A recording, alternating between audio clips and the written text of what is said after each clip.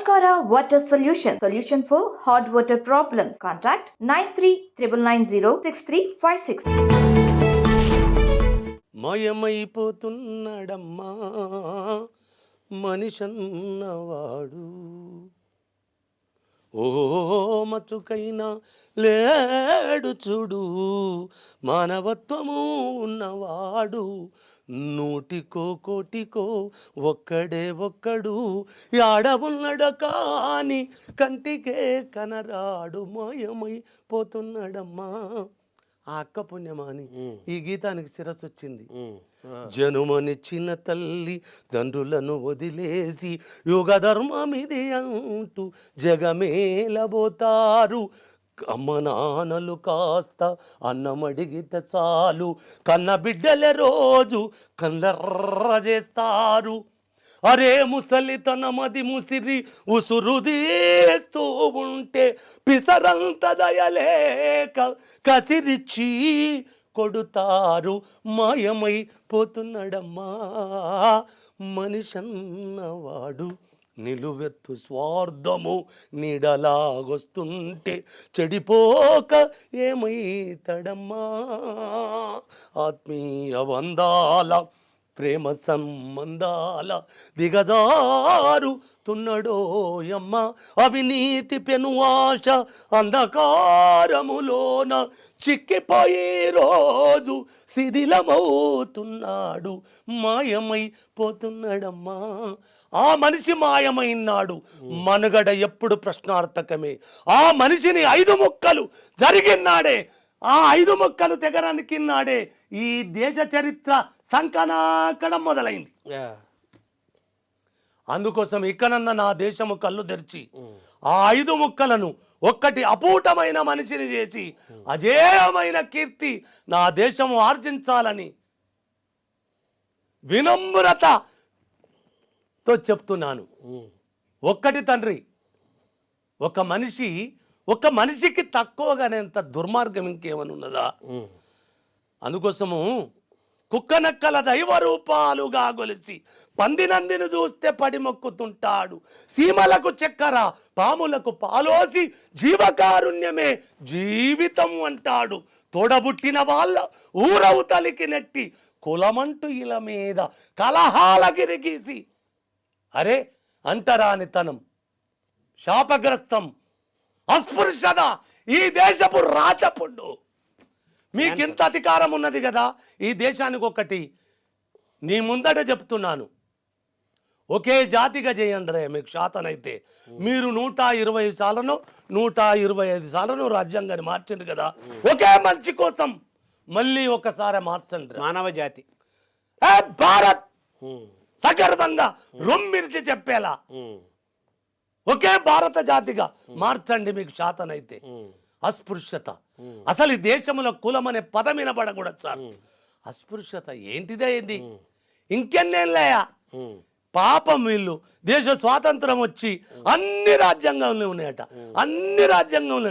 ఒకరోజేమో చదివితే సర్వరోగాలకు నివారణ, చదివితే సకల సమస్యలకు నివారణ, చదివితే అన్ని చల్లబడిపోతాయి, మా వాళ్ళు నిధులు నియామకాలు నీళ్లు అని సంకనాక పెట్టినట్టు ఆ చదువులు సంకనాక పెడుతూనే ఉన్నాయి. ఇప్పుడు రాజ్యాంగం తెచ్చారు, రాజ్యాంగమే అన్నిటికీ పరిష్కారం, రాజ్యాంగమే సకల రోగ నివారణ అన్నమాట, రాజ్యాంగమే. మరి అదే సకలమైతే ఎన్నిసార్లు ఎందుకు మార్చబడ్డదయ్యా? కులము వద్దని ఒకసారి మార్చండి అయ్యా. శాతనైతే కులం వద్దన్నోళ్ళే రాజ్యాంగంలో కులాన్ని శాసనం చేసిండ్రు తండ్రి. మీరు వినాలి. ఇప్పుడు ఎక్కడ కులం ఉండదు, వర్ణమే ఉంటది. ఆ వర్ణములో మా అమ్మ ఉండదు. అమ్మ లేకపోతే ఏ సిద్ధాంతం పూర్ణమైంది? అవును, స్త్రీ జాతి లేకుండా ఒకటి పూర్ణమవుతుందా? అందులో ఒక్క మనిషి 5 ముక్కలు నరికిను, ఆడదే లేదక్కడ. నిన్ను కనిపించి పెద్ద చేసి పారేసి పాలించింది లేదక్కడ, అది ఎట్లా పూర్ణమవుతుంది? అందుకోసం ఒక్క మాట చెప్తా సార్, పంచభూతాలలో అందుకోసం అది నాకు ప్రామాణికమైన దేవత, నాకు ప్రామాణికమైన దైవం పంచభూతాలే. వీటి అవతలేదని ఉంటే నేను సచ్చినా నమ్మను. ఎందుకంటే నది కాడికి పోయి చేసాడు, ఏ రోజైనా నీళ్ళే ఇస్తుంది తప్ప నువ్వెవనివిరా అన్నదా? చెట్టు కిందికి పోయి సేద తీరండి. ఏ రోజైనా నీడనే ఇస్తుంది, నీ వర్ణం ఏదని అడిగిందా? అరే ఈరోజు పంకలు పెట్టుకొని తెచ్చుకుంటూ కొనుక్కొచ్చుకుంటున్న గాలి మీకు సకల రోగాలు తెచ్చి పెడుతుంది. నిజంగా ప్రకృతి మాత ప్రసాదించిన గాలి మీకు సర్వ రోగాల నివారణకు ఔషధమైంది. ఈ 5 భూతాలు ఎనలేని అసలు నీకు ఆకృతి నడుపుతున్నది. ఇది కదరా శాస్త్రీయత అంటే, ఇది కదరా సైన్స్ అంటే. ఇదంతా వదిలేసి గాలికి శాస్త్రీయత ఉన్నదా? ఏ పనికి మాలినడా? ఇప్పుడు హేతువాదం ఒక్కటి పెద్ద ప్రశ్న ఇప్పుడు చెప్పాలి. దేవుని నమ్మనోళ్ళు దేవుని కొత్త దేవుళ్ళు అందిస్తున్నారు. ఇంతకు మించిన దరిద్రం ఉన్నదా ఏమన్నా? దేవుని పేరెత్తనప్పుడు దేవుని గొడవ మీ నాలుకల నుంచి ఉచ్చరించబడకూడదు. దేవుడే లేడు అనుకున్నప్పుడు అక్కడ మీ దేహాలు తొంగి చూడకూడదు. మరి కొత్త దేవుళ్ళను తెత్తండ్రేంద్ర, మరి ఏం తోటి కొట్టాలి మిమ్మల్ని? ఇప్పుడు ఒక 40 ఏళ్ళ క్రితం కొత్త దేవుడు అన్న పాట కూడా వచ్చింది అప్పుడు కదా. మరి కొత్త దేవుడు లేడన్నళ్ళు కొత్త దేవుళ్ళని తెత్తండ్రేంద్ర మరి. అందుకోసం ఒక మాట చెప్తా శర్మ, ఇది బలంగా ఏ మీడియా నుంచి చెప్పినో లేదో ఐ డ్రీమ్ నుంచి మాత్రం చెప్తా. హేతువాదం గొప్పదే, నేను దాన్ని ఇష్టపడుతున్నా. హేతువాదం గొప్పదే, హేతువు ఇంకా గొప్పది. హేతుల వాదమే పెద్ద ప్రమాదం నీతికి నా జాతికి. మీరు ఎప్పుడు శ్రీపాద సుబ్రహ్మణ్య శాస్త్రి గారి గురించి చెబుతుంటారు కదా, ఆయన ఎలా పరిచయం అయ్యాడు మీకు? నువ్వు ఆంచి తెచ్చినవే ఇవన్నీ ఆడబట్టుకున్నావు. శ్రీపాద వారి పాదాలకు శరణాగతి చెప్తున్నాను. శ్రీపాద వారి ఆ వాచకము నా కర్ణబేరులో చొరబడ్డప్పుడు నా ఒళ్ళంతా పులికితాయి ఆమెని. ఎందుకు వచ్చిందంటే అది ఒక 10 ఏళ్ళకి వెంబడించింది. నువ్వు ఆత్మకథ రాసుకుంటే శ్రీపాద వారి జ్ఞాపకాలు అనుభవాలు రాయకుండా చదవకుండా నువ్వు నీ కథ మొదలు పెట్టొద్దు అని చాలామంది చెప్పారు. ఆ పుస్తకం కూడా నా దగ్గర చాలాసార్లు ఉండేది. నా పుస్తకాలలో ఉంటుంది కూడా, నేను చదువుకున్న పాప అనబోలే అనుభవాలు జ్ఞాపకాలు ఉన్నది. ఒకనొక రోజు ఎవరో పెద్ద మనిషి మిత్రుడు, సాహిత్య మిత్రులు ఉంటారు కదా, ఆ రీతిగా ఇక్కడ నుంచి కాదు చదువు మొదలైంది, మల్లారెడ్డి తా నుంచే.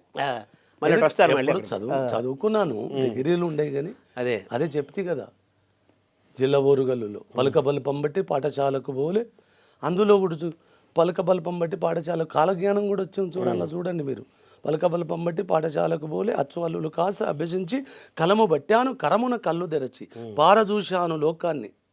లోకకవి అన్నారు కదా. అవును, లోకకవి. అయితే ఎన్నేళ్ల ముందు? 30 ఏళ్ల ముందు చెప్పిన ఈ పద్యాన్ని.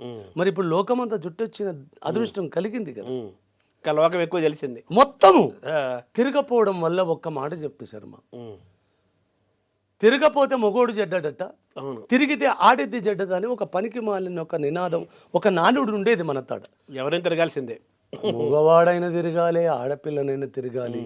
తిరిగితే మనుషులలో అహంకారం వైదొలుగుతుంది, తిరిగితే మనుషుల్లో విజ్ఞానం వికసిస్తుంది, తిరిగితే మనుషులలో గూడు కట్టుకున్న బరువంత పటాపంచలై కరిగిపోతుంది. లోకం తెలిసే కొద్దీ మనమేంటో తెలుస్తుంది కదా. లోకం పోకడ తెలవకుండా మన పోకడ మన ఉనికి మనకు తెలియదు. కావున తిరగాలి అందరూ, ఆడవాళ్ళైనా మగవాళ్ళైనా పిల్లలైనా పెద్దవాళ్ళైనా తిరుగుతూనే ఉండాలి. ప్రతివాడు తిరగాలి, తెలుసుకోవాలి. ఆ అదృష్టం నాకు ఈ నేల కలగజేసింది. ఈ తిరగడం మాత్రం ఫస్ట్ ప్రాథమికంగా తెలుగు భాషకే దండం పెట్టాలి. కన్నందుకు తెలంగాణకు దండం పెట్టాలి. మా అమ్మ భాష అయినందుకు తెలుగు భాషకే. అయినా 2 రాష్ట్రాలుగా విడబడ్డం తప్ప భాష ఒక్కటే కదా. మనిషికి ఎన్ని భూతాలున్నా ప్రాణం ఒక్కటే కదా. అవును, జీవం అది. లిపి ఒక్కటే కదా మన ఇద్దరిది.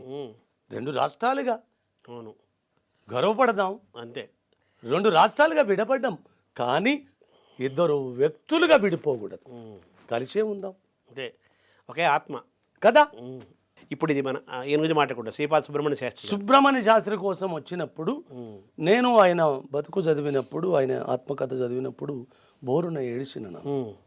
బోరున ఏడిసి ఎంత గొప్ప వాళ్ళు ఉంటారా, ఆయనే వారాలుగా చేసి బతకడం, ఆయనే బాపడు పేరుకు మాత్రమే, అర్ధనగ్నంగా ఆకారంగా ఉండాలి, అర్ధనగ్నంతో పంచె కట్టుకోవాలి, పంచెని జింపేస్తాడు, పైజామ దడుగుతాడు. ఆయనే ఉపనయన ధర్మాలతోటే ఉండాలి, ఉపనయన ధర్మాన్ని తెంపేస్తాడు. ఉపనయనమే లెక్క చేయడు. క్రాప్ ఉండొద్దు, గుండుతోటి ఉండాలి, క్రాపు లేకుండా నేను బతకడని కలేజతోడు ప్రకటించాడు. ఒరని తల్లికి ఇట్లాంటోడు నర్ర విప్లవాలు. ఆయన కథలలో బ్రాహ్మణమే ఉంటుంది, ఆయన కథలలో కోస్తనే ఉంటుంది, ఆయన ఏ కథ తీసిన బ్రాహ్మణ కుటుంబం చుట్టే ఉంటుంది.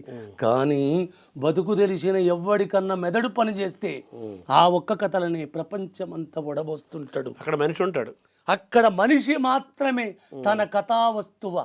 అక్కడ మానవత్వం విస్తారము, దాని శిల్పము. మీ పాటకు అక్కడ సమాధానం దొరికింది. ఖచ్చితంగా నిజంగానే అతను పట్టడన్నం కోసం పడ్డ పాటలు ఇన్నని కాదు. తండ్రి వల్ల చెప్తున్నా, నాకు అదృష్టం దక్కలేదు కానీ ఇవాళ ఆయన బతుకుంటే కొట్టాడి ఆయన దత్తత తీసుకొని నా అయ్యగా నా తల మీద పెట్టుకొని పూజించేటోన్ని. ఆయన కథలు చదువుతున్నప్పుడు, ఆయన పయాణాలు చదువుతున్నప్పుడు ఒక తాడ తిరుపతి వెంకట కవులను కడిగేసిన ఒక ఘట్టం ఉంటుంది. ప్రాణగృహీత ప్రాణగృహీత ప్రాణగృహీత అవురా ఆయన అన్న మాట చెప్తాను. అవురా మీ కథానాయిక వేసేనే అట్లా అన్నాడు. ప్రాణగుహిత అనగా కావ్యం పేరు ఎట్లా పెడతారా మీరు? అసలు మనుషులుగా పుట్టినారా ఈ భూమి మీద వాళ్ళను తిట్టని తిట్లు తిడితే నాకైతే ఒళ్ళంతా తిరుపతి వెంకట కవులంటే నే ఒక ఉరుము, ఒక ఉప్పెన, ఓ ఒక తుఫాన్ అది. ఆయనను కూడా తిట్టేటోడు మొండోడు కూడా ఉన్నాడా? వీడు నా గుండెకాయ, వీడి వారసు. పోతన్న మీ డిఎన్ఏ, శ్రీపాద మీ గుండెకాయ. అలా వచ్చిండ్రు. ఆయనే ఒక్క పుస్తకం అచ్చేసుకోవడానికి ఒకటి చెప్తాను. ఒక తండ్రి పుస్తకానికి వేసుకుంటాను, డబ్బులు ఇస్తాడు, వారాలు చేసుకొని వీళ్ళిద్దరు ఎవరో దోస్తులు ఉన్నారు నాన్న. ఒక ఆయన పేరు నాకు రాదు. ఇంటికి ఎదురుబద్ర ఇల్లు, పోస్ట్ ఆఫీసు. పోస్టోడు ఇంటికి వస్తే వచ్చిన పైసలతో నూకలో బియ్యమో కొనుక్కొచ్చుకొని ఆకలి తీర్చుకున్న ఆ తండ్రిని ఎంత పాండిత్యం. ఈ దేశం సిగ్గుపడాలయ్యా, ఈ తెలుగు నేల సిగ్గుపడాలి, ఈ దేశం కూడా సిగ్గుపడాలి. అలాంటి వాళ్ళకి కదా భారతరత్నాలు ఇచ్చేది, అలాంటి వాళ్ళకి పద్మవిభూషణలు ఇచ్చేది, అలాంటి వాళ్ళ పద్మభూషణలు ఇచ్చేది, అలాంటి పద్మశ్రీ అలా కాలు గొట్టి కూడా సరిపోదు. అవును, అలాంటి వాళ్ళకి కదా. అలా చదువుతున్నప్పుడు ఈయనకు గురువులుగా రామకృష్ణ కవులు, వెంకటరామకృష్ణ కవులు. ఓరి నాయన, వాళ్లకు తిరుపతి కవులకు పడదు. అవును, అరే ఈ రోగం ఇక్కడ కూడా ఉన్నదా? మా అక్కడనే ఉన్నదా అనుకున్నా. ఇక్కడ కూడా పూర్వాశ్రమం నుంచే ఉన్నదా? జాతి వైరుధ్యాలు. ఏ జంతువులైనా కలబడతాయి, కొట్టుకుంటాయి, తిట్టుకుంటాయి, కానీ ఆ రీతిగానే కలిసి కూడుంటాయి. కుక్క పిల్లలు ఖర్చుకుంటాయి, గొర్రె పొడెలు గుద్దుకొని తలలు పడిగేలా కొట్టుకుంటాయి. ఎప్పుడు వ్యక్తిగత కోపాలు ఉంచుకో. కానీ మనిషికి అందరికంటే శ్రేష్ఠుడు కదా, అందరికంటే జ్ఞాని కదా, భ్రష్టుడు అన్నివాడే. అన్నిటికంటే భ్రష్టత్వం కూడా ఏ దేహానికే ఉన్నది నన్ను, ఏ ప్రాణికి లేదు. అవును, భ్రష్టత్వం కూడా మనిషికే ఉన్నది. మాయారోగం అదేమో కానీ మనిషికి కుదరదు అంటాడు ఆరుద్రం. కాబట్టి ఏ జంతువు చూసి ఇంకో జంతువు కలిసి పడుతుంది, కలిసి జీవిస్తాయి. కానీ ఈ మనిషి వైరుధ్యం వచ్చిందంటే సత్యదాకా, కాటిలో కాలేదాకా కూడా కన్నెత్తి చూడని తత్వాలు ఉన్నాయి కదా. అలా వచ్చినప్పుడు ఈ ఇద్దరి ఘర్షణలో వెంకటరామకృష్ణ కవులు వీళ్ళిద్దరి ఘర్షణ పడుతున్నప్పుడు ఈ ఇద్దరిని ఎక్కి ఏలుతున్న కాలం అది ఆయనకు. తిరుపతి వెంకట కవులు, రామకృష్ణ కవులు. ఆయన ఒక ఆరాధన గొడవ. ఆ గొడవల మధ్య నేను ఆరాధించే కవులు నా నేల మీద ఇద్దరు ఉంటారు. వాళ్ళు కదా కవులంటే, శ్రీపాద. వాళ్ళు కదా అవధానులంటే. అవధాన కవి చక్రవర్తులు ఈ నేలకు కాదు, ఈ భూమండలానికే. కొప్పరపు కవులు, కొప్పరపు కవులు, కొప్పరకపు కవులు అన్నప్పుడు ఒక్క రోజంతా నిద్రపోలే. నీ అవ్వ నువ్వే పెద్ద నా ఒళ్ళంతా ఊనం చేస్తున్నావు అయ్యా. తిరుపతి వెంకట కవుల పేరినడమే తప్ప ఉచ్చరించిన పాపం పోలే ఈ జిమ్మకు. అయినా నీ పుణ్యమా అని వీళ్ళని చదువుకునే భాగ్యం కలిగించినవు. కానీ నువ్వు చదువుకునే, నువ్వు ఆరాధించే, నువ్వే ఇరుముడు గట్టె కవులు ఈ నేల మీద ఉన్నందుకు వాళ్ళు బతికుండే చెప్పురా అయ్యా, వాళ్ళ పాదాలకు నా శిరస్సు కొట్టొస్తా అని నా అన్వేషణలో దొరికిన నా వాళ్ళను అది వాళ్ళని ఏదన్నా తక్కువ పదమే నాన్న. ఈ దేశపు చక్రవర్తులు వాళ్ళు, కొపరపు కవులు. అందుకోసము వాళ్ళని ఒకసారి ఉచ్చారణ చేస్తా నా భాషలో. ఏమురా నువ్వెంత, నీ పుట్టుకెంత, నీకెందుకురా అంత బలుపు అని అప్పుడప్పుడు వినబడుతుంటది నాకు. నేను చెప్తా వాళ్ళకు, సామ్రాజ్యాధినేతలు సైతము కాళ్ళు గడిగి గండబేరండాలు దొడిగి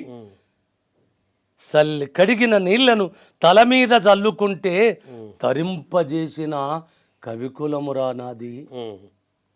ఎందుకుండకూడదంతా రాజ్యాలెంత, రాజులెంత, చక్రవర్తులెంత, ఈ కాళ్ళు గడిగి గండబేరుండాలు దొడిగిన కవికులమురా నాది.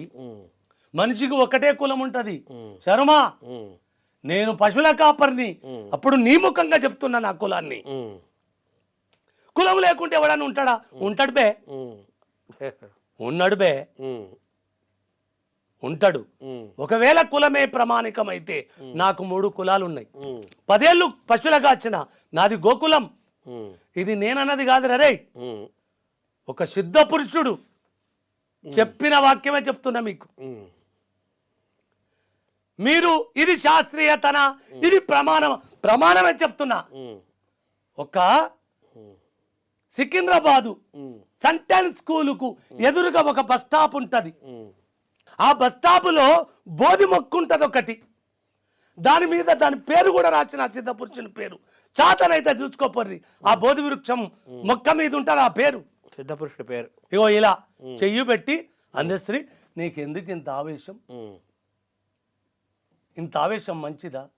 కాదు సార్, మీరు ఆరోగ్యం, మీరు సిద్ధపురుషులు అన్నీ తెలుస్తాయి మీకు, కానీ బతుకంత నరకాన్ని రంపపు కోతను అనుభవిస్తున్నా సార్. నన్ను కన్న వాళ్ళు ఎవరో తెరువని ఆ జ్ఞాపకం నన్ను తరుముతూనే ఉంటుంది సార్. నీకేం పోతుంది సార్, ఎవ్వనికి పుట్టిండన్నమాట. ఏహే, ఒక్కడి పుట్టినాడురా వీడు, ఎందరికి పుట్టిండన్న తిరస్కారపు శబ్దం. నీ అమ్మ పుట్టేటోళ్ళకే పుట్టినరా ఇయ్యాలి, అది అర్థమైంది నాకు. అందుకోసం మొన్న ఒక పిల్లగాడంటాడు డాను సత్యమని, ఎవడో మా కులపోడు అంటే వాడు ఒక మాట చెప్పాడు. ఏమని? అరే, మీ కులాలల్లా అంత మెదడు కలిగిన శిరస్సుంటే చెప్పండి, నేనే వచ్చి వాని తరపున మీ పాదాలకు నా తలగట్టొస్తా. అంత మెదడున్నోడు మీ కులాలలో పుట్టారా? వాని పుట్టుక నేను చెప్తా, ఒకసారి వినండి. ఏమంటాడంటే, నేను కూడా ఆశ్చర్యపోయిన ఆ పిల్లగాడు చెప్తే, మ్యానుఫ్యాక్చరింగ్ డిఫెక్ట్ అట నా జన్మ. ఏదో పొరపాటు జరిగిపోయింది, మ్యానుఫ్యాక్చరింగ్ డిఫెక్ట్ అట. ఇంకొకటి కూడా చెప్తున్నా ఈ తెలుగు నేలకు, నన్ను కన్నా అని ఇప్పుడు చెప్పుకుంటున్న వాళ్ళు కన్నోళ్ళు కాదు. నా తండ్రి చెప్పాడు, నాన్న ఎందుకు నీకు ఆ నొప్పి? వాళ్ళనే ముందు, సారు చెప్పే ముందుకు ఇంకొక మాట చెప్పాలి. అది చేతికి అందిన దానితో కొట్టేది. పిల్లలు దక్కపోతే రక్తపు గుడ్డుగా రక్తము లేచి వాళ్ళ సంతానం అనిపించుకున్నారు నన్ను. ఆమె కోమలో ఉంటది కదా బాలంతగా, అప్పుడు ఆ రక్తములో ఆ రక్తాన్ని తడిపినురా. నేను రక్తాన్ని తప్పుపట్టడము లేదు, దాన్ని స్తనాన్ని కూడా క్షీరములు చేయించాను. అక్కడ ఎలాంటి భయం లేదు. ఎందుకంటే ఈ లోకం మీద అందరూ అవ్వయ్య ఆటల పుట్టినోళ్ళే కదా. నా పుట్టుకలో ఒకడు తక్కువ ఒక్కడెక్కువ అని నాకేనాడు గోచరించలేదు, గోచరించదు కూడా. అది కొడుకు దక్కిన తర్వాత దానికి రహస్యం విపులీకృతం చేయబడ్డది. వీడు నీ కొడుకు కాదే అని మా అమ్మమ్మ చెప్పిన తర్వాత నా నడుముకు చేతాడు గట్టి చేదబావిల చేదింది నన్ను చంపేతందుకు. మావాడంటున్నారు కదరా, నా నరకం ఎవడన్న పాలు పంచుకుంటారా మీరు? పట్టెడు మెతుకులు దేక పుట్టడి కష్టాలు పడ్డ దేయం. పాచినన్నములో ఏలు పెడితే గజమెత్తు తీగ సాగేది, దాన్ని తినుమని కొట్టేవాళ్ళు. అడుక్కొచ్చిన పురుసులో బురుగలు గక్కేది, దాన్ని తినుమని కొట్టేవాళ్ళు. పచ్చి శిల్పకాయలు, సీతాఫలాలు ఉంటాయి కదా, ఆ కాయలు రాళ్ల మీద రాసి ఆ తెల్లని గువ్వము తిని ఎవ్వరికి చేయి దాచకుండా నా పేగులు ఆకలితో తెగినా ఎవ్వరిని అన్నమడిగ చేతులుగా బిబ్బి. ఎవడరా మీ కులం ఎట్లయితుందిరా? నేను అసలు పుట్టినానరా మిగతాడా రండి మీరు డిఎన్ఏ మీ కులం డిఎన్ఏ ఉంటే నేను వచ్చేటందుకు సిద్ధంగా ఉన్నా అట్లన్నా నా కులం దొరుకుతుంది కదా ఏ కులం అయితే బే ఇక్కడ కవి కులం అన్నారు కదా ఇందాక. అందుకోసం సారు చెప్తాడు ఏమన్నావు మళ్ళీ చెప్పు నీకు అమ్మ నాన్నల గొడవ కదా సార్ ఇట్లా ఒక ట్రాన్స్ వస్తుంది ఇక్కడికి ఇట్లా అంటాడు అన్నప్పుడు మొత్తం తెలిసిపోతుంది తండ్రి ఒక మాట చెప్తాడు ఇది చందమామ కథ కాదు తండ్రులారా అవును. ప్రాక్టికల్గా నా జీవితంలో జరిగింది చెప్తున్నాను నీకు అమ్మ నాన్నల గొడవెందుకు కన్నవాళ్ళు పారేసుకుంటేనే నీకు ఈ స్థితి వచ్చింది కొద్దిలా గుండె బరువు తగ్గింది చర్మం ఓహో నేను చూసిన వాళ్ళు నా అమ్మ నాన్నలు కాదా ఏమంటిరి ఒక్కరికి పుట్టిండా వీడు ఎందరికి పుట్టిండు కాదు కాదు గానికే పుట్టిండు కవి కులం అన్నారు కదా మీరు. అది చెప్తున్నా అప్పుడు చెప్తాడు అప్పుడు నీ అమ్మ నాన్నలు కని పారేసుకుంటేనే నీకు ఈ స్థితి వచ్చిందన్నప్పుడు బరువు తిరిగింది తండ్రి అని ఇట్లా పాదాలకు నమస్కారం చేసి కానీ ఒక్క మనవి సార్ కులం పడగ విప్పి బుసగొడుతుంది కులాలు పడగలు విప్పి బుసగొడుతున్నది నాకు ఏ కులమని నాది ఏ కులము అంటే చిన్న నవ్వు నవ్వి నా తండ్రి ఒక మాట చెప్తాడు కుల వ్యాకులం ఎందుకు నీకు కులం అనే వ్యాకులం ఎందుకు నీది గోకులం వ్యాకులం ఎందుకు అంటాడు అవును. ఓహో 10 ఏళ్ళు పశువుల కాపరిని కాబట్టి నాది గోకులం చాలా గర్వంగా అనిపించింది నా జన్మరహస్యములో నేను గోకులము నాది కాదు 20 ఏళ్ళు ఇల్లు కట్టినవు కదా నీది లోకులం వ్యాకులం ఎందుకు ఆశల రొక్కలు దొడిగి కోరికల గుర్రాన్నెక్కి లోకమంతా చుట్టి రాపో ప్రకృతి మాత తన రెక్కల మీద నిన్నెత్తుకొని నువ్వు కోరిన నేలను చూపెట్టుకొని వస్తుంది మీ అమ్మ తయారుగున్నది రెక్కలు ఇప్పుకొని నిలబడ్డది అది కాలాన్ని కైగట్టయ్యా నువ్వు కైగట్టు 10 ఏళ్ళు గోదలు గాచినందుకు గోవుల గాచినందుకు గోకులము నాది సగర్వంగా రొమ్మిరిచి చెప్తున్నా 20 ఏళ్ళు ఇల్లు కట్టిన లోకునము నాది ఇప్పుడు కాలాన్ని ప్రపంచమంతా చుట్టి కైగడుతున్న కదా కవి కులము నాది అరే అవులే మీకు ఒక్క కులమురా నాకు 3 కులాలు ముమ్మూర్తుల ఈ 3 కులాలల్లా 3 దేవతలు ఉన్నారు 3 కులాలు ఉన్నాయి 3 ముమ్మూర్తుల మునులు ఉన్నారు 3 అన్నం పెట్టిన చేతులు ఉన్నాయి చెప్పిన 3 అమ్మలు ఉన్నారు 3 అమ్మలకు మూలపుటమ్మ కూడా ఉన్నది ఈ 3 కులాలు అందుకోసం 3 కూడా నా అదృష్ట రేఖ తండ్రి 3 అంటే చాలా ఇష్టం ఎందుకు చెప్తున్నా 3 అంటే 3లోకి వస్తారు 3లోకి వస్తా కాదు కాదు ఇప్పుడు నా అమ్మ పుట్టుకను కూడా చెప్పాలి నాకు 2 కొడుకులు దక్కరు నా ఇల్లాలు ఒక మాట చెప్పాలి ఇప్పుడు ఈ అమ్మకి ఎంత ప్రాణ ప్రతిష్ఠ ఉన్నదో ఆమెకు 8 నెలలు హాస్పిటల్లో ఉంది ఆమె హాస్పిటల్లో నేను రోడ్డు మీద నా బిడ్డ రోడ్డు మీద ఎక్కడ అతను చచ్చిపోవాలనుకున్న ఆత్మహత్య చేసుకోవాలనుకున్న కాలం అది మాకు 91 నుంచి 95 దాకా మధ్యన 94లో ఒక అద్భుత ఘటన జరుగుతుంది ఒక్కరోజు హాస్పిటల్ నుంచి ఇంటికి వస్తా ఉంటుంది వచ్చి స్నానం చేసింది ముట్టుకోవాలన్నా ఒక బరువు ముట్టుకోకపోతే ఏమనుకుంటుందో ఇది ఎప్పుడు చెప్పలేదు నా ఆత్మకథల్ని చెప్పేటోని ఇప్పుడు నీకు చెప్పాలనిపిస్తుంది ఏమవుతుంది ఒకవేళ ముట్టుకుంటే కడుపు వస్తుంది అని ఒళ్ళంతా వణుకుతుంది సరే ఏమనగానని ముట్టుకోవడం అదే రీతిగా నెల తప్పడం నాకు నెల తప్పింది ఏం చేయమంటావు అబ్బా చూసినవా ఎంతటి దరిద్రం ఇది అమ్మా ఈ నెలనే కదా అని డాక్టర్ రామకృష్ణారెడ్డి కూర్చున్నాడు నిలబడ్డాడు హోమియోపతి 5 ముఖ్యమంత్రులకు వైద్యం చేసిన తండ్రి ఇయ్యల్ల నేను ఇంత నిష్టగా ఇంత తలవంచని తత్వం రామకృష్ణారెడ్డి కూడా ఇప్పుడు నేను వేసుకున్న మందు కూడా సారిచ్చిందే తెలంగాణలో నా కంఠం మంటలు పుట్టించింది నా గంటము మనుషుల కపాలాలు బగలగొట్టింది అంటే ఆ తండ్రి ఔషధం కూడా నాకు ఎలలేని శక్తిపాతం చేసింది ప్రతి ఒక్కరిని నన్ను కూడా కొట్టింది ఆర్థికంగా చచ్చిపోవాలనుకున్నప్పుడు శేఖరన్నని ఇచ్చింది అమ్మ నాన్నలు లేనప్పుడు రామరాజు సూర్యదేవమ్మనిచ్చింది అక్కనిచ్చింది అందరినిచ్చింది అలా వచ్చిన నేపథ్యం నుంచి వాక్కులమ్మ కడుపులో పడుతుంది చెప్పాను ఇంకోటి చర్మ కాలజ్ఞానం చెప్పే తత్వం ఉంది కదా ఈ మీ వదినే నీళ్ళు పోసుకున్నప్పుడు అలా చెప్పేటోని ఆడాము కానీ ఫస్టే ముందే తెలిసిపోతుంది ముందే చెప్పేటోని అలా చెప్తున్నప్పుడు వద్దు ఈ గర్భం ఈ దరిద్రానికి ఇదే దరిద్రానికి ఒక పరీక్షనే వద్దు తీసేయించుకొని సారుకు మనం చెప్తే అమ్మ ఒక డ్రాప్ ఇస్తే అయిపోతుంది, అన్నం అయిపోయింది నేను వేసుకుంటానది. 3 నెలలు ఆమె కిటికవతలు ఉంటుంది, నేను ఇట్లుంటా, ఇక్కడ దాకానే కనబడుతుంది. అదే తీరా 3 నెలల నాడు ఒక రోజు బయటకు వస్తే కడుపు కనబడుతుంది. ఏమే ఈ దరిద్రాన్ని నువ్వు కూడా కంకణం కట్టుకున్నావా? నువ్వు కూడా ఒక ఆట ఆడుకుంటున్నావు, నా దరిద్రం కాకపోతే ఏంది? ఆ రోగాల గొప్ప కొడుకుని ఆడమోస్తావు, ఈ గర్భాన్ని ఆడమోస్తావు.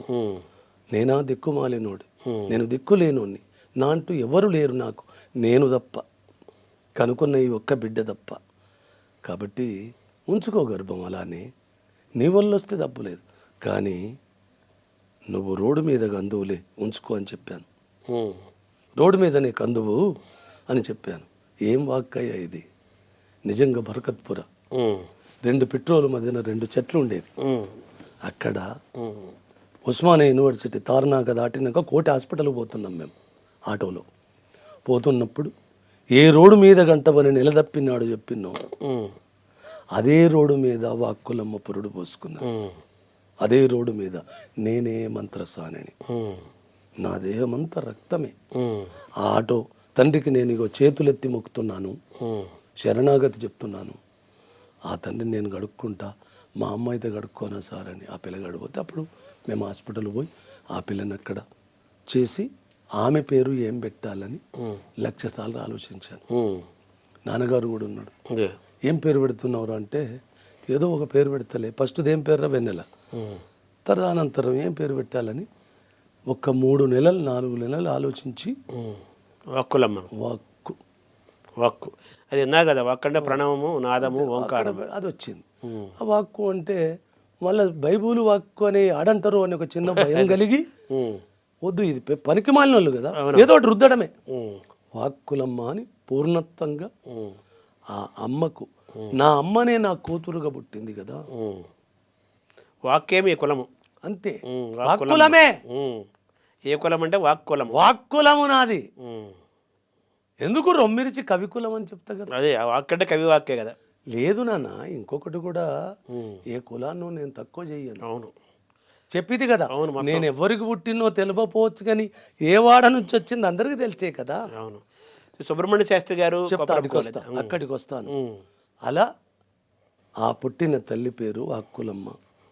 ఆమె పుట్టిన తరువాత ఆమె పుట్టిన తరువాత డిసెంబరు 2020 అదే 1994 అప్పుడు శేఖరన్న పరిచయం, ఎలమంచిల శేఖర్ అప్పుడే పరిచయం. అప్పుడే పాశం యాదగిరి అన్న వార్త పత్రిక అని ఒకటి ఆవిష్కరణ అవుతుంది. అది జరిగిన తరువాత రామకృష్ణారెడ్డి బాస రఘువీరం అంటే డాక్టర్ వెంకటస్వామి గారి పేరు కూడా చెప్పాలి ఇక్కడ. ఆ తండ్రిగాడు కూడా నా జాతకం చెప్తాడు.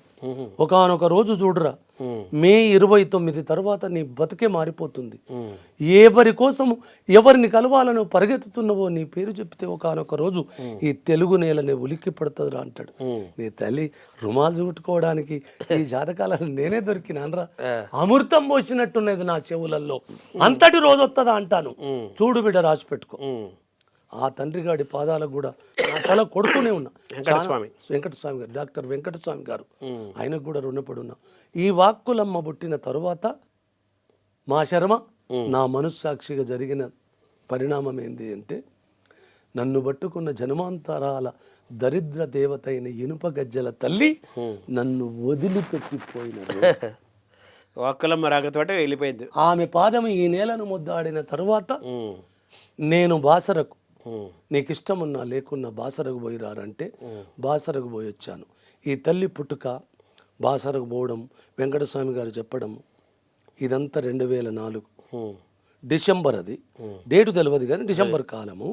ఆ రోజు నుంచి ఇప్పుడు 30 ఏళ్ళుగా నా తనువు పడిపోయేంత దూరం వరకు ఆ గోదావరి తాకిన. అందుకోసం మీకు నాకు ఆ గోదావరితో ఏదో చుట్టరికమున్నది లాలా, లేకపోతే సుబ్రహ్మణ్య శాస్త్రి నానెత్తి మీదకి ఎందుకు వస్తాడు, తిరుపతి వెంకట కవులు నాకెందుకు వస్తారు, రామకృష్ణ కవులు నా మీదకి ఎందుకు వస్తారు, ఆ తూర్పు గోదావరి రాజమండ్రి రాజమహేంద్రవరం నా మీదకి ఎందుకు వస్తుంది, ఆ కొప్పర కవులు నా నెత్తి మీద ఎందుకు కొలువై ఉంటారు.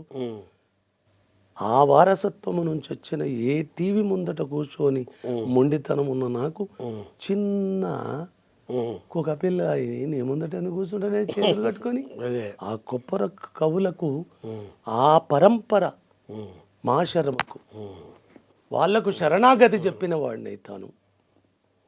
ఆ రీతిగా కృతజ్ఞత భావంతో ఆ మహనీయుల తెలియకుండానే నా మీద వాళ్ళ నీడలు పడ్డాయి. వాళ్ళు మా వాక్కులమ్మ జాడలు కదా.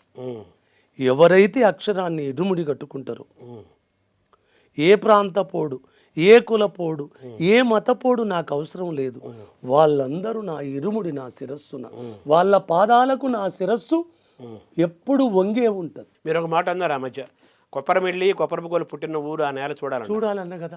మీకు అప్లికేషన్ చేసి ఉన్నా, అది నేను చూసే రోజు ఉన్నది. మీరు చూపెట్టే బాధ్యత. సుబ్రహ్మణ్య శాస్త్రి వాళ్ళు, శ్రీపాద సుబ్రహ్మణ్య శాస్త్రి వాళ్ళ ఇల్లు చూసి రావాలి. వాళ్ళ ఇల్లు కొప్పరపుకోలు. వీళ్ళందరూ నా ఆత్మకథలో రాసుకోవాలి కదా. నా కథలోని వాచకాలని నీకు చెప్తున్నా. 2 ప్లేసులు మేము తీసుకెళ్తాను నేనే ఖచ్చితంగా. తర్వాత మీ జీవితంలో మిమ్మల్ని ప్రభావితం చేసిన వ్యక్తులు చాలా మొదటి నుంచి ఉంటున్నారు. అలాగే ఆయన శృంగేరి స్వామి మహారాజ్, శంకర మహారాజ్, అలాగే మల్లారెడ్డి గారు ఉపనయన ధర్మం. మల్లారెడ్డి అది కూడా ఒక్కసారి చెప్పాలి నాన్న. నాకు ఉపనయనం వేసినప్పుడు మహారాజుకు 1000 మంది శిష్యులు ఉంటారు. వీడే కులపోడురా, ఉపనయన ధర్మాలకు ఎక్కడికి వస్తాడా, మేము రాము అని మారాం చేస్తారు. 3 రోజులు మహాదేవుడు వ్రతాలు ఎక్కడ. ఆ ఘట్టమే నన్ను ఇవాళ ఇంతవాన్ చేసింది. మా నాన్న కూడా ఒక మాట అంటాడు, నానా సత్తూ బతుకుదు, కుక్కల సోపతన్న చెయ్యి, కులం సోపత్ చెయ్యొద్దు బిడ్డో, కుక్కల సోపతన్న చెయ్యి, కులం సోపత్ చేయొద్దు. 20 ఏళ్ళు నన్ను ఏ కులపు అంచున నిలబడనియలేదు.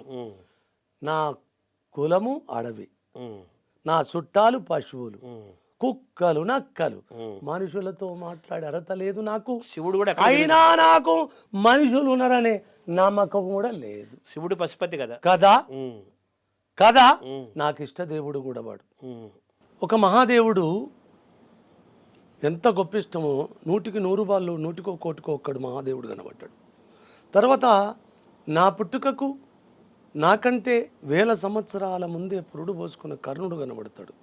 ఇక చారిత్రకంగా భూమి మీదకి దిగితే బుద్ధుడు 100కి 100 వాళ్ళు కనబడతాడు. ఇంకా కనబడితే మానవులకు కొద్దిగా కష్టం అనిపిస్తుంది. అన్నార్తుల కడుపున చిచ్చు చల్లార్చ పట్టెడన్నము పెట్టజాలని దేవుడైనను ధర్మమైనను ఏ సిద్ధాంతమైనను నేను లెక్క చెయ్య అంటాడు స్వామి వివేకానంద. వాడు కూడా నాకు 100లో కోటిలో చాలా గొప్ప చిరునామాగా కనబడతాడు. ఎందుకు కనబడతాడంటే, ఇక్కడ అస్పృశ్యత కోసం, నిమ్న జాతుల కోసం ఎవడేది మాట్లాడిండో నాకు తెలియదు, కానీ వివేకానందుడు మాట్లాడినంతగా నాకు ఈ భూమి మీద మాట్లాడినంత కనబడలే. ఏమంటాడంటే, అరే అగ్రవర్ణాలారా, నేను సామ్యవాదిని అనే పుస్తకంలో ఉంటుంది. ఇది నా కథ కాదు, ఇది ఇప్పుడు వాళ్ళంతా ఎడిట్ చేస్తున్నారు పుస్తకాలలో. నేను సామ్యవాదిని ఈ దేశంలోని రొమ్మిరిచి చెప్పిన వివేకానందుడు ఏం చెప్తాడంటే, అరే అగ్రవర్ణాలారా, ఇకనన్నా కళ్ళు తెరవండి. శర్మను దగ్గరికి రావాలి. ఇట్లా ఒకటే మీరు చేయవలసింది, క్షమాపణ అడిగి కరచాలనము చేసి ఇట్లా భుజాన్ని తట్టి క్షమాపణ అడగండి. యుగాల కొద్ది వాళ్ళ శిరస్సుల మీద మీ పాదాలను మోసే త్యాగదలున్న కులాలవి నిమ్న జాతులు, గంత త్యాగధనులు వాళ్ళు. అరే లేకపోతే అలానే మేము అగ్రవర్ణాలము, మేము అగ్రవర్ణాలము, మేము అగ్రవర్ణాలమని విర్రవీగండి. ఒకానొక రోజు ఆ నిమ్న జాతులు ఒక్కటై ఉమ్మితే మీ జాతులు ఆ మూల కొట్టుకపోతాయి అంటాడు వివేకానందుడు. ఇంత గొప్ప మాట అన్న వాడిని మాత్రం నేను చూడలేదు. అందుకోసం వాడు కూడా 100కో కోటికో ఒక్కడు వివేకానందుడు కనబడ్డాడు నాకు. కాషాయీకరణ అని మాట్లాడుతున్నాడు. ఓ తనులారా, మీరు మహామేధావులు కాబట్టి మీ చెవులు మందంగా ఉంటాయి, వినాలని ఒక మాట చెప్తున్నాను. కాషాయీకరణ అని మాట్లాడుతున్నప్పుడు, కాషాయీకరణను తక్కువ చేస్తున్నప్పుడు, ఈ దేశ బాహుటగా వెలుగొందిన జాతీయ జెండాలో ప్రథమ భాగములో కాషాయం ఏముంటది? జెండాను చింపేద్దామురా. మరి కాషాయం మీద జెండా చింపేద్దామా? ఒక మూల చింపడానికి వీలు లేదు. ఇక బుద్ధుడే మాకు సర్వోన్నతి సర్వస్వ శక్తివంతుడు అని మీరు కూడా మతాలకు మారినరు. మరి బుద్ధుడు కూడా సాక్యనగరాన్ని వదిలేసింది మొదలు శిరదండన చేసుకున్నది మొదలు. నా ఋషి పరంపరను ఆదర్శంగా ఇరుముడి కట్టి అదే కాషాయం కట్టుకున్నాడు కదరా నేల మీద పడిపోయేదాకా. మరి దాన్ని తప్పుపడతారా, బుద్ధుని తప్పుపడతారా? మిమ్మల్ని ప్రభావితం చేసిన వ్యక్తులు అంటే ఎవరు చెప్పారు సార్? ఈ శృంగేరి శంకర మహారాజు, మల్లారెడ్డి, తర్వాత యలమంచిలి శేఖర్, వీళ్ళందరూ కూడా మీరు ఎప్పుడు తలుచుకుంటూ ఉంటారు కదా. ఆయన శంకర మహారాజు మీ జీవితంలోకి ఎలా ప్రవేశించాడు? ఆయన నేను మీకు వీళ్ళందరికీ ఒక్కొక్క ఫస్ట్ పేరు నేను ఈ రీతిగా చెప్పాలంటే, నన్ను మనిషిగా హక్కున చేర్చుకొని ఒక జీతగానిగా చూడకుండా, తనకు కూడా పిల్లలు లేరు, అదొక అదృష్టం నాకు. మల్లారెడ్డి అని ఇప్పుడు వాని ఇంటి పేరు జక్కిరెడ్డి, కానీ ఊళ్ళో మాత్రం పూజల మల్లె. నాకు ఈ పరంపర మహారాష్ట్ర నుంచి పండరిపురం ఉంది కదా, అవును, జ్ఞానదేవుడి భిక్ష సంతు, నాకు అక్కడి నుంచి భక్తివోద్యమం నుంచి, నాకు ఆధ్యాత్మిక పండరిపురం నుంచి. దానికి ముందు హనుమాన్ చాలీసా, ఆంజనేయ స్వామి కూడా ఉన్నాడు. అబ్బో మామూలుగా కాదు. రూపాయి లేని కాలములో, రూపాయనంటే ఎరగని కాలములో 1973లో 100 కొబ్బరికాయలు కొట్టిన వాడిని వాడి మీద ఆంజనేయ స్వామికి. అలాగనే నా పశువేలు ఆకలి తీర్చిన జక్కిరెడ్డి రాధమ్మకు, మా బాపమ్మకు దండం పెట్టాలి.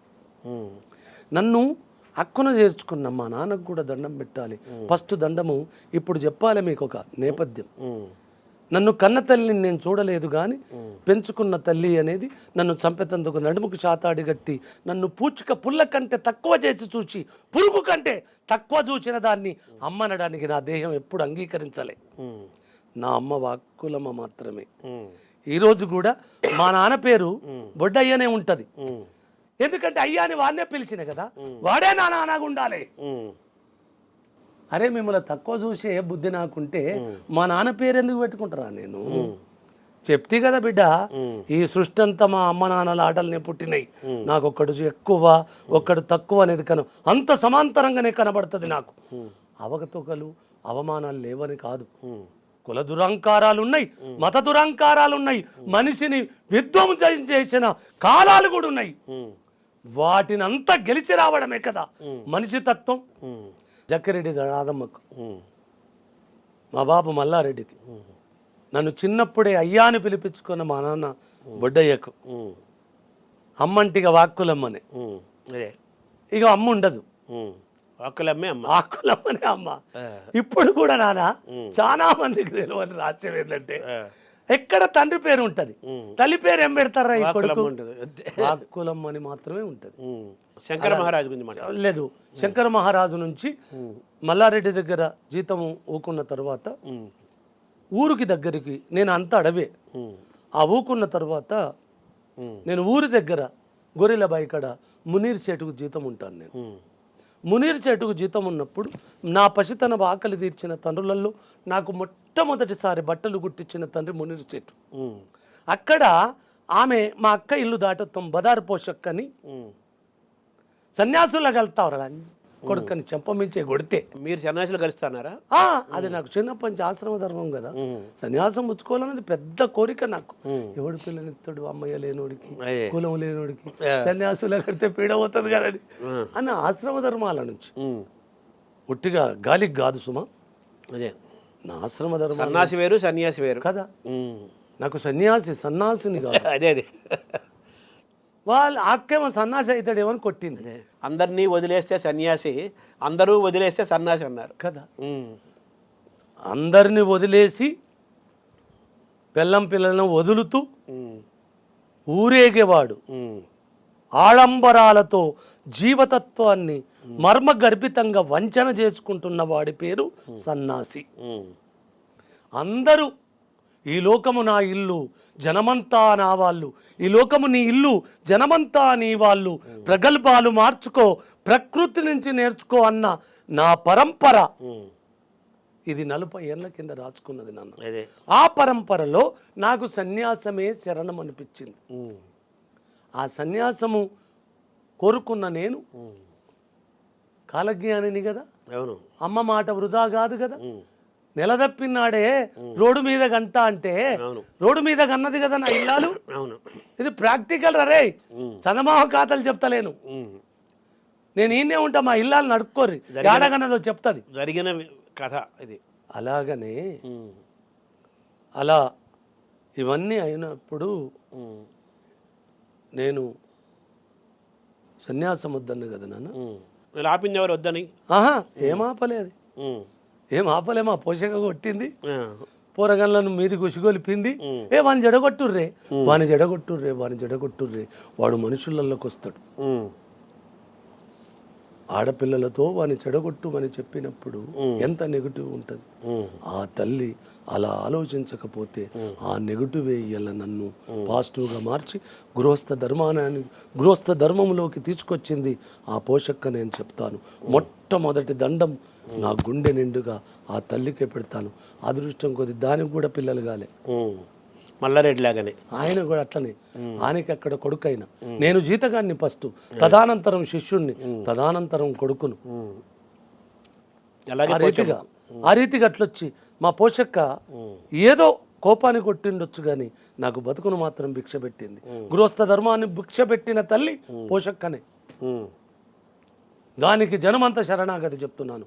అక్కడి నుంచి మునిరి చెట్టుకు, అక్కడి నుంచి జీతము వద్దు, హనుమాన్ చాలీస పారాయణం అయిపోతుంది, శిరమండనం చేసుకుంటాను. 73 అన్నారు కదా, 73లో ఇక ఈ దేశం అయిపోయింది, పూర్తి చేశాను, వ్రతాన్ని పూర్తి చేశాను, దీక్షను. అక్కడి నుంచి ఏం చేయాలని, ఇక్కడ నా కాలు మీద గడ్డపారబడి ఉంటుంది చూడండి. అవును, ఇక్కడ బర్రం ఉంది, మీకు క్లోజప్ చేయండి కనబడుతుంది. ఇగో ఇక్కడ నుంచి గడ్డపార గుచ్చి ఇవతలకి వెళ్తుంది. 1 సంవత్సర కాలం నేను నేల మీద దేకడం తప్ప, అప్పుడు కూడా చనిపోవాలనుకుంటాను. నేను ఆ సమయంలో అనుకున్నారు చనిపోవాలనుకున్నాను, చాలా ఉన్నది చనిపోవాలనుకున్నది.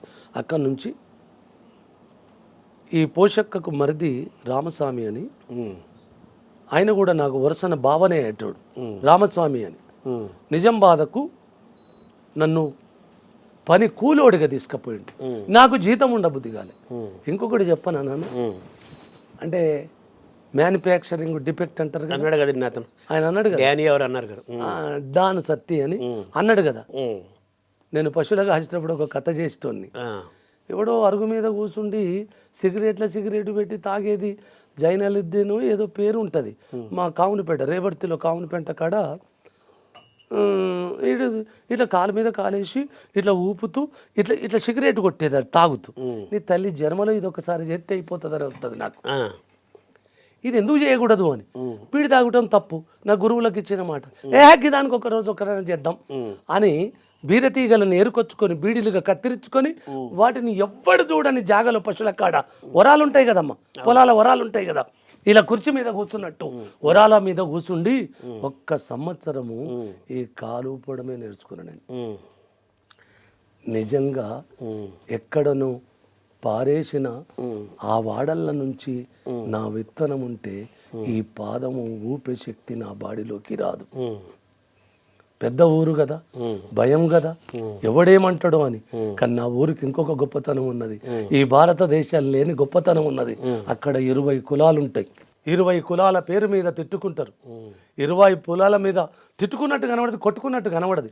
కొట్టుకుంటే రాజకీయ నేపథ్యాలతో కొట్టుకుంటారు, కులాల పరంగా కొట్టుకున్నది నా ఊరుకు తెలియదు, నా తాత ముత్తాల కాలం నుంచి కూడా తెలియదు. కానీ ఆ ఊరుకున్న గొప్పతనం ఎందుకంటే రేబర్తి ఫస్ట్ నా జీవితంలో మా నాన్న నేర్పిన దానికంటే ఎక్కువ రేబర్తే పాఠశాలగా నేర్పింది. ఆ ఊరే మీకు పాఠశాల, పెద్ద పాఠశాల, పెద్ద గురువు అదే తొలిబడి. ఎందుకంటే జీవన బడి కూడా అది. ఎందుకంటే అక్కడ ఒక్క పెద్ద గొప్పతనం ఉంటుంది ఆ ఊళ్ళో. ఎక్కడ చూసినా అస్పృశ్యతలు, ఎక్కడ చూసినా అంటరానితనాలు, తక్కువనే పదాలు ఉంటాయి. రేబర్తిలో ఏ కులపోడి వన్నా అని అడుగుతారొచ్చునేమో, కానీ నీ కులము తక్కువ ఉన్నది చొద్దుల దూరము నిలబడతారా అన్న పదమే ఆ రేబర్తిలో ఉండదు. ఆ రోజుకు కాదు, తాత ముత్తాతల కాలం నుంచి కాదు, ఈ రోజుకు పోయినా ఉండదు అది. తొలిబడి అలా నేర్పింది మీ ఊరే, మీ పాఠంగా తొలి పాఠం. ఈ మధ్య నా ఊరుకున్న గొప్పతనం ఒకటి చెప్పాలి. నా 60 ఏళ్ళు వచ్చిన తర్వాత జరిగిన ఒక పరిణామం. ఇప్పుడు గ్రామాలకు బొడ్రాళ్ళు పెడుతున్నారు. అవును, గ్రామాలలో బొడ్రాళ్ళు వస్తున్నాయి, దుర్గమ్మల పండుగలు చేస్తున్నారు. అంటే భారతీయ ధర్మాలకు నా గ్రామ దేవతలకు పెట్టిన పేరు వస్తుంది. వీళ్ళంతా మొదలు పెట్టక ముందే 30 ఏళ్ల కింద కొమ్మ చెక్కితే బొమ్మరా, కొలిసి మొక్కితే అమ్మరా, ఆదికి ఇది పాదురా, కాదంటే ఏది లేదురా, జాతి గుండెలో జీవనదముల జాలువారే జానపదముల గ్రామములు కాపాడ వెలసిరి గ్రామ దేవతలెందరో ఇట కొమ్మ చెక్కితే బొమ్మరా అని నా అమ్మ దేవతలను ఎప్పుడో కీర్తించాను. అక్కడ నుంచి ఆ ఆచారాలు, పూర్వాశ్రమాలు, పూర్వ ఆచారాలన్నీ పురుడు పోచుకొని మా ఊరికి మళ్ళీ తిరిగి వస్తున్నాయి.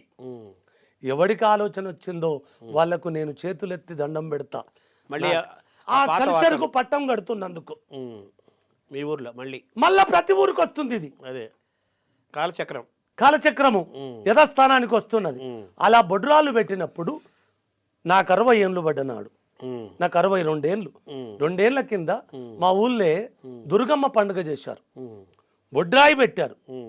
అమ్మ మా ఊళ్ళో 5,000 మంది జనాభా ఉంటే 4,000 బోనాలు చేసిండ్రు.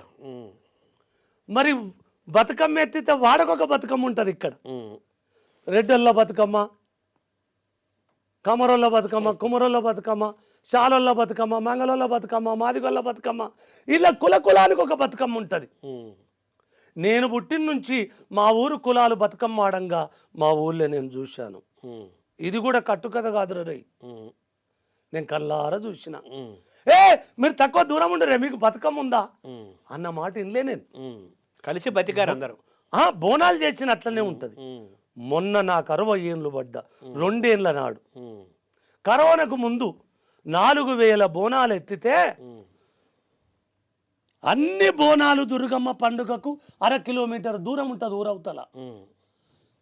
ఉమ్మడిగా సమ్మక్క సారక్క జాతర జరిగినట్టు, కుంభమేళాలు జరిగినట్టు, కులమతాలకు అతీతంగా పండుగలు చేసుకున్న నా ఊరు పండుగ మా ఊరికొస్తే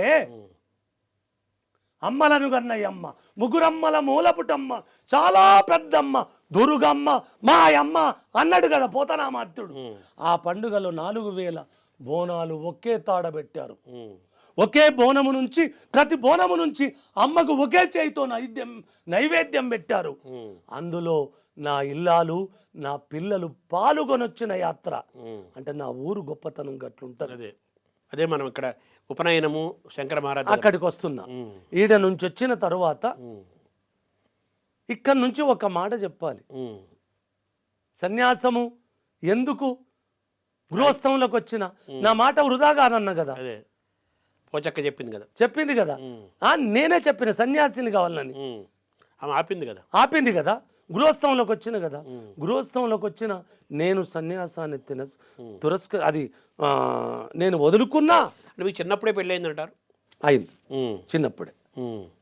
అదొక పెద్ద కథ, అది పోను, దుఃఖం వస్తుంది. ఇప్పుడు మావిడే అసలు నాకు తెలుసుకున్న పెళ్లి కదా. ఇక్కడ కూడా ఈ పెళ్లి కాడ కూడా నన్ను చిన్నప్పుడు జాతి నా నాన్న రాలే నాకు పెళ్లికి. మల్లారెడ్డి వచ్చిండు నా పెళ్లి, నా ఇల్లాలను చూస్తాను. అందుకోసము నాకు ప్రతికూలముతో ఎనలేని పెనవేసుకున్న బంధాలు ఉన్నాయి. మనిషి ఉంటే అన్ని కులాలు నాయే, అందుకోసం వాక్కులమే నాది. మనిషి ఉంటే అన్ని కులాలు నాయే, మనిషి లేకపోతే ఏ కులము నాకొద్దు, వద్దు వద్దు మనిషి కులం. ఆ రీతిగా సన్యాసాన్ని నేను వదులుకున్నా గాని అది నన్ను వదులుకోలే. లోపల వైరాగ్యం ఉంది. వైరాగ్యం ఉన్నది ముండు కాదు నాన్న, వైరాగ్యమే ఉంది. ఉన్నదే వైరాగ్యం.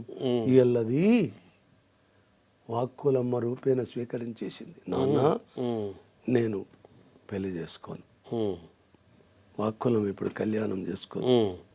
వివేకానందుడి వారసత్వంగా నా దేశ పరంపర, ఋషి పరంపర ఒక గార్గిలాగా ఎంతమందులు ఉన్నారు. వివేకానందునితో నివేదిత ఆ వారసత్వంగా, ఆ సన్యాస వారసత్వం తెలియకుండా నేను నా బిడ్డ తీసుకొని నాన్న నేను పెళ్లి చేసుకొని నా ఇల్లాలు గగ్గోలు పెట్టింది. నన్ను నేను వదులుకున్న సన్యాసం కానీ నన్ను సన్యాసం వదులుకోలేదు. నన్ను నా బిడ్డకు దిగింది, అది ట్రాన్స్ఫర్ అయింది. ఓకే, దాని పాదాలకు ఎప్పుడు శరణాగతి చెప్తుంటాను. ఆ రీతిగా అక్కడి నుంచి రేవర్తిని వదిలేసి బతుకు తెరువు కోసం ఈ ఏడాది ఈ నొప్పితో భరించిన నేను పొట్టబోసుకోవడానికి నేను పొరపని టాపి కూలిగా పోయాను. అక్కడి నుంచి టాపి కూలి నేర్చుకొని ఇది ఫస్ట్ మచ్చలు రాని ఇందూరు ఆరుమూరు తాలూకాలో మచ్చల్ అనే ఒక గ్రామంలో నేను ఫస్ట్ పడకలని ఒక ఊరు ఉంటుంది. డిచ్చిపల్లిలో దిగి పడకల గ్రామం నుంచి అక్కడ నివాసం ఏర్పరచుకొని 10 రోజులు పని వచ్చేదాకా అక్కడి నుంచి మచ్చలరకు పోయి మచ్చలర నుంచి అక్కడ పని నేర్చు కూలోనిగా అక్కడ సకల కష్టాలు పడుతూ ఇష్టంగా భరిస్తూ అక్కడి నుంచి ఆలూరు వస్తాను. ఆలూరు నుంచి మచ్చల నుంచి ఆలూరు వస్తాను. ఆలూరు నుంచి కెనాల్ దిగిపోతే అమరాద్ అనే ఒక గ్రామం ఉంటుంది. అమరాద్ అనే ఒక గ్రామానికి వచ్చినప్పుడు ఆ అమరాద్ అనే గ్రామంలో వచ్చినప్పటికీ నేను పెద్ద మేస్త్రిగా మారిపోయినా. ఆ అమరాద్ వచ్చి ఆ కెనాల్ దాగిపోయినప్పుడు ఆ కెనాల్ పనిచేస్తున్నప్పుడు మాకు ఒక ఏడాది కాలం పని ఎక్కడ పెద్ద కెనాల్ అది. ఆ కెనాల్ పనిచేసేటప్పుడు నిజంగా ఆయన పేరు కూడా నా ఆత్మకథలో చెప్పాను, పేరు తెలియదు కానీ ఒక పద్మవంశుడైన పద్మశాలి మేస్త్రి అక్కడ మిల్లర్లకు పెట్టింది పేరు కదా. ఆ మిల్లర్ కట్టేటప్పుడు అమ్మ నాకు సిమిటి రాకపోతే ఆయన కూలోడిగా పనిపోతాను. పనిపోయినప్పుడు 1 గంటకు అన్నానికి దిగేటప్పుడు ఆయనే చాద వేస్తలేడు బావిలో. ఏంది నాకు అర్థం అవుతలేదు. కడుక్కోవా అని నేను పిల్లగా నువ్వు కడుక్కో ఫస్ట్ అంటాడు. నాకు అవగతమైంది వీటికి ఏదన్నా కులరోగం ఉన్నదా అయింది. అదే అందుకోసం మేము నీళ్లు మీద పడితే ఏమో అనుకుంటుండేమని నేను అడిగిన, నీ దరిద్రం ఏందో చెప్పు కులమైన. తదనంతరం ఆయన నన్ను స్టడీ చేశాడు. శంకర మహారాజుతో అడిగి సాయంత్రం ఆయన తీసుకెళ్ళాడు. నిజంగా ఆ తండ్రికి నేను రుణపడి ఉంటాను. ఆ మేస్త్రికి గుత్తగారు ఆయనే, అదే ఆయన పేరు మాత్రం తెలియదు. పద్మవంశీయుడు ఆయన నన్ను ఆ చాదబావి కాడ నీళ్లు అంటరానితనం ఉంటుంది అనుకున్నవాడు నా కడుపున తనబెట్టి తండ్రి నన్ను క్షమించు, నిన్ను ఇంత గొప్పవాడివని నాకు తెలియదు, ఒక సాధు జీవనం నీలో ఉన్నదని నాకు తెలియదని. అది ఎప్పుడు చెప్పిండు? శంకర మహారాజు నన్ను అక్కున తీర్చుకున్నాక తెలిసింది ఆయన ఆ విలువ తెలిసింది, ఆయన విలువ తెలిసింది. అరే ఈ కోతిని ఎక్కంచి పట్టుకొచ్చినవరా గాడిద, ఆయన అన్న మొట్టమొదట వనబిడిసిన కోతి నా దగ్గరికి వచ్చింది, అమ్మ దగ్గరికి వచ్చింది కదరా, వాడిని వదిలేయి. మీరు కోతి అనుకోకండ్రా విన్ను, ఆంజనేయ స్వామి రేపు హనుమంతుడు కూడా కావచ్చు వీడంటాడు. ఆ తండ్రి అలా ఆ పదక్రాంతమైన నేను ఇటు పొద్దున్ననక టాపి పని చేయాలి, సాయంత్రం నుంచి తెల్లాల వరకు నేను ఉపనిషత్తు ధర్మాలను పురాణ ఇతిహాసాలను నాకు వైదిక ధర్మాలను నేర్పి 1 ఏడాది కాలం గడిచిన తర్వాత నాకు ఉపనయనం వేయాలన్న తలంపు వస్తుంది. ఆయనకు వచ్చేసింది. వచ్చినప్పుడు మరి ఇక్కడ కులాలు మతాలు ఇవన్నీ ఉంటాయి కదా స్వామి అంటే, నీకెందుకురా గాడిద, నేను చెప్పింది చెయ్యి. అటంటే ఆ మహాశివరాత్రి యజ్ఞం జరుగుతున్నప్పుడు ఆ యజ్ఞ కుండీలు కూడా నేనే కట్టిన. ఆ గుడి ఆ శృంగేరి నుంచి శారదను తెచ్చుకొని చిన్న గుడి కట్టుకున్నాడు ఆయన. అదంతా నేనే రంగులేసిన. ఆ యజ్ఞ గుండాలన్నీ ఆ యజ్ఞ గుండాలని నేనే కట్టిన. అన్ని నాతోటి చేయించాడు. ఇన్ని చేసిన వీడు ఈ యజ్ఞములో ఋత్వికుడిగా ఎందుకు కూర్చోకూడదు ఆయన తలంపు వచ్చింది. ఆయనకు వచ్చేసింది. వచ్చినప్పుడు అందరికి చెప్పాడు, 1000 మంది మారం చేసిండ్రు తండ్రి, 1000 మంది మారం ఒప్పుకోలే. వాడిది ఏ కులం? ఆయనకు బూతులు కూడా వచ్చేది మంచిగానే. ఏమెక్కిందిరా మీకు, కులమే అనుకుంటే వాడిని ఇలా నేను దత్తత తీసుకుంటున్నా. ఆయన చాలా గొప్పవాడు అంతే కదా, నేను దత్తత తీసుకుంటున్నా, మీ కులం అవుట్రా, వానికి రేపు ఉపనయనం వేస్తున్నా. మీరు వచ్చిన రాకున్నా వాడే ఋత్వీకుడు, నేనే సోమయాజిని. ఈ యజ్ఞం 3 రోజులు మేమిద్దరమే చేస్తాం. మీ కర్మ ఎలా ఉంటుందో రాదలుచుకుంటే రండి. శారద హృదయం తలుపులను ఎప్పుడు తెరిచే ఉంటుంది, లేదనుకుంటే వెళ్ళిపోండి. అందరూ నిజంగానే తండ్రులు అందరూ మక్కువతో నన్ను ముద్దాడి ఎత్తుకొని నాకు అందరి పూర్ణత్వంతో నాకు ఉపనయన ధర్మాలు చేసి ఆ రోజు ఏడిసిన తండ్రి. అంటే ఆయన ప్రేమకు ఏదో కనిపెట్టిండి, ఆయన ప్రేమకు కూడా కాదు. అంటే ఆయనకు దర్శనం జరిగింది, ఖచ్చితంగా దర్శనం జరిగింది. నాకు దర్శనం కూడా చేయించాడు. వారి నీ ఆయుస్సు 25 ఏళ్ళు మాత్రమే. ఒకవేళ నాకు మండల దీక్ష కూడా ఇచ్చాడు. అరే అమ్మ దేహం మీద ఉన్నదిరా, దేహం మీద ఉన్నది, దాని కవిత్వం అడుగురా. నువ్వు భలే చెప్తావు, చెప్పుడు కాదు గాడిద, నీకు దీక్షను ఇస్తున్నా ఈరోజు, నీకు ఈరోజు దీక్ష ఇస్తున్నా. ఆశ్రమం రావాలంటే, మహారాజును కలవాలంటే ఒక కీర్తనతో ఒక పద్యంతో రావాలి నువ్వు, లేకపోతే రావద్దు. అలా 40 రోజులల్లా 40 పద్యాలు 40 కీర్తనలు రాసి రోజుకు నేను మహారాజుకు సమర్పించుకునేటోన్ని, అమ్మ పాదాల కాడ పెట్టేటోన్ని. రాసేది ఆయననే. అదే పలికించాడు వాడు రామభద్రున్నట మౌఖికంగా చెప్పేటోన్ని కదా. అట్లా చెప్పిన అది కవిత్వం అని కూడా నేను అనను. అలా వంటబట్టి మీ భావాలు మాట్లాడి కాగితం మీద పెట్టు అంటే ముట్టిగా మౌఖికంగా చెప్పేటోన్ని ఆ తండ్రి కాగితం మీద పెట్టేటోడు, లేదు అంటే ఇంకా ఎవరన్నా చదువుకునే వాళ్ళు పెట్టేటోళ్ళు. అట్లా నాకు ఉపనయన ధర్మాలు జరిగిన తర్వాత నాకు ఒక హెచ్చరిక పామవుతుంది. ఏ జన్మ రానిది, చనిపోతే 25 ఏళ్ళు బిడ్డ నీకు, బతికినవను అది దాన్ని పట్టుకుంటే నీకు 25 ఏళ్ళు, అది పట్టుకుంటే నీకు ఎన్నేళ్ళు నీకే తెలియదురా. ఆయన దర్శనమే చేయించడం కాదు, నాకు యతి దర్శనం కూడా అవుతుంది ఒకటి. అట్లా ఆ నేపథ్యంగా ఏం జరిగిందో ఏం కథో నాన్న. అక్కడి నుంచి నాకు ఉపనయన ధర్మాల నుంచి ఉపనిషత్తు ధర్మాలు 4-5 ఉపనిషత్తు ధర్మాలు, చంద్రోదయం ఫస్ట్ ఉపనిషత్తు, చంద్రోదయం ఏదో ఉంటుంది దాని పేరు, చంద్రోపనిషత్తు ఫస్ట్ది. అట్లా దాంతో మొదలై ఒక నచికేతుని వరకు వస్తాను. అది 3వ ఎట్లనే ఉంటుంది కదా. నచికేత మనకి ఇంకొక ఉపనిషత్తు కూడా ఉంటుంది నాన్న, ఈ సునశ్శేపుడని, మార్కండేయుడు, ఈ బాల ఋషులు కూడా ఉన్నారు నాకు, అది వెనక చేరి. అట్లా ఉపనయన ధర్మాలు అయిన తర్వాత నాకు నేను మల్లారెడ్డి ఉపదేశములో ఏమి ప్రమాణాలు ఇచ్చినో నాకు తెలియదు, కానీ శంకర మహారాజుకు మాత్రం ఇచ్చినాయి. శరణాగతి అనే పదాలు త్రికరణాలు ఉన్నాయి కదా. అవును. నా తనువు, నా మనువు, నా ధనం, నా సంపాదన అంతా నా గురుదేవులకు సమర్పించుకున్నాను. చాలా మందికి తెలవవలసింది ఏంది అంటే చాదస్సపు పోకడలను కాదు. నాకు ఆయన ఇంకొక భిక్ష కూడా పెట్టాడు. ఉపనిషత్తులతో ఉపనిషత్తు కాలాలతో పాటు వారి నువ్వు చదవవలసిన ఒక గురువు ఉన్నాడు రా దక్షిణ భారతదేశంలో, ఆ గురువును కూడా చదువని నాకు ప్రాథమిక గురువును కూడా నా జీవితంలోకి ప్రవేశపెట్టే శ్రీ శ్రీ పోతులూరి వీరబ్రహ్మేంద్ర స్వాములను నాకు పరిచయం చేస్తాడు. ఆయన కాలజ్ఞానానికి ఆయనే కదా కారణం అవుతాడు. అట్లా నాకు ఆ భిక్ష పెట్టాడు. ఆయన చదువుకునేలా అప్పుడు జవంగల నాగభూషణ దాస్ గారు రాసిన గొప్ప శ్రీ శ్రీ మధ్విరాట పోతులూరి వీరబ్రహ్మేంద్ర స్వాముల సంపూర్ణ చరిత్ర ఉండేది. దాన్ని కంఠతానాథుడు చదివిపించి అటు భగవద్గీత ఒక్కటి కాదు ఇక నాతోటి ఏది అదే ఏకసంతగ్రాయని కదా నాన్న. అలానే ఉండేది ఏది చదివినా అలానే ఉండేది. అట్లా ఉండేది.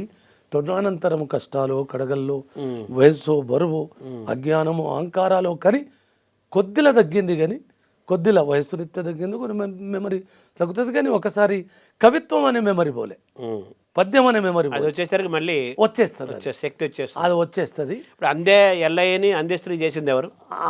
శంకర మహారాజే. నన్ను తెచ్చుకున్న వాడు మా నాన్న వాళ్ళ అమ్మ పేరు, వాళ్ళ ఇంటి కులదేవత కూడా, వాళ్ళ ఇంటి దేవత కూడా ఎల్లమ్మనే. ఆ అమ్మ పేరు వాళ్ళ అమ్మ పేరు, వాళ్ళ ఇంటి దేవత పేరు కూడా ఎల్లమ్మనే. అలా పెట్టుకున్నా వాళ్ళు ఎల్లమ్మ పెట్టుకున్నారు, ఎల్లయ్య పెట్టుకున్నారు. ఆ రీతిగా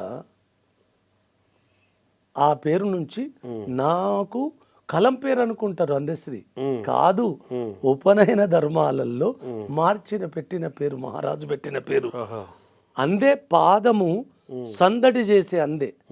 పాపం ఇది ఇంటి పేరు కూడా అనుకుంటారు వీళ్ళు, ఇది ఇంటి పేరు కూడా కాదు, ఒంటి పేరు అంతకంటే కాదు. మా అమ్మ ఇంటి నుంచి వచ్చిన పేరు ఇది, నా గురువు పెట్టిన భిక్షం ఇది. ఆ వాచకము అమ్మ శ్రీకారం అయితే తన పాదాన సందడి చేసే అందెవురా నీవు, ఈ రోజు నుంచి నీ నామవాచకం అందశ్రీ అని. నాకు ఆశ్రమనామం అది, ఆశ్రమనామం అది, అది ఆశ్రమనామం, వైదిక నామం, నా ఉపనయన నామం అది, నా కలం పేరు కాదు అది. థ్యాంక్స్ అన్న.